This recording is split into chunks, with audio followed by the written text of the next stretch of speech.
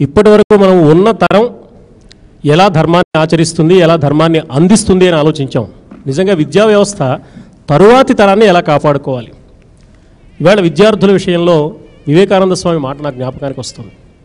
ఈనాడు విద్యాలయాల సంఖ్య పెరుగుతోంది, విద్యార్థుల సంఖ్య పెరుగుతోంది, విద్య మాత్రం తగ్గుతోంది అన్నాడు ఆయన. ఏనాడో వివేకానంద స్వామి పడిన ఆవేదనది. ఆనాటికి ఈనాటికి ఆ ఆవేదన పదింతలుగా పెరగడానికి కావాల్సిన వాతావరణమే కనిపిస్తుంది. సాంకేతిక విద్యలో సాధిస్తున్న అభివృద్ధి మీద ఉన్న దృష్టి సంస్కృతిని అందించడానికి కావలసిన ప్రయత్నంలో పూర్తిగా వెనకబడిపోతుంది.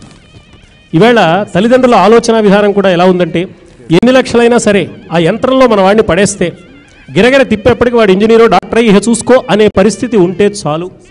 ద్రవ్య సంపాదన మాత్రమే విద్యకు పరమార్థమైపోయిన దుర్గతి వచ్చినందువల్ల సంస్కృతికి పూర్తిగా దూరం అయిపోతున్నాం. ఏది చదువుకుంటే ఎక్కువ సంపాదించడానికి వీలవుతుందో అది చదువుకోవడమే తప్ప ఈ చదువు ద్వారా కావలసిన సార్థకత కోసం మనం ప్రయత్నం చేయలేకపోతున్నాం.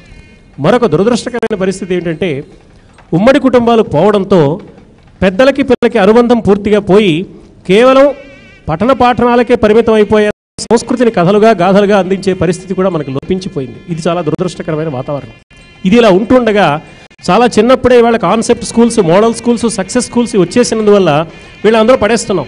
తల్లిదండ్రులతో అనుబంధం లేదు, ఆయాలే అన్నం పెడతారు, వాళ్లే చదువు చెబుతారు, తల్లిదండ్రులతో అనుబంధం లేదు. వీడు పెరిగి పెద్దవాడయ్యాక తల్లిదండ్రులు వృద్ధాశ్రమాల్లో పడేస్తారు. అంటే మనిషికి వాళ్ళ ప్రపంచం మొత్తంతో గ్లోబలైజేషన్ వల్ల, సాంకేతిక విద్య అభివృద్ధి వల్ల ప్రపంచం అంతా దగ్గరైపోయింది. కుటుంబం దూరం అయిపోయింది, అన్నదమ్ములు దూరం అయిపోయారు, సౌభ్రాత్రం తెలీదు. భారతీయ సంస్కృతికి సంబంధించిన రామాయణ గ్రంథాన్నో, భారత గ్రంథాన్నో, అందులోని కొన్ని కథాంశాలను పాఠ్య గ్రంథాలుగా పెట్టే స్థితిని గురించి ఆలోచించలేకపోతున్నాం. ఇవాళ ఒక లైంగిక విజ్ఞానాన్ని గురించి, ఒక హెచ్ఐవిని గురించి ఒక పాఠ్యాంశం ఉండాలి, సమాజాన్ని రక్షించుకోవడానికి ఇది చాలా అవసరం అని ఆలోచిస్తున్నాం. అది ఎంత అవసరమో నిర్మాణాత్మకంగా ధర్మాన్ని ప్రబోధించడానికి భారతీయ సంస్కృతికి నిధానాలైన దివ్య గ్రంథాలలోని అంశాలు విద్యార్థులకి తప్పనిసరిగా అందించడానికి కావలసిన ఆలోచన ప్రభుత్వం చేయాలి, సంస్కర్తలు చేయాలి, మేధావులు చేయాలి. ఈవేళ మనం సాంకేతికంగా అభివృద్ధి సాధిస్తున్నామని సంతోషపడిపోతున్నాం. అది సరిపోదు.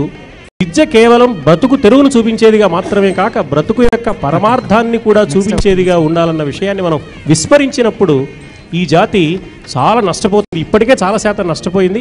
ఇంకా పరిపూర్ణమైన నష్టాన్ని పొందకముందే మేలుకోవలసిన బాధ్యత మనకుందని అందరూ గుర్తించవలసిన అవసరం ఉందని నేను అనుకుంటున్నాను.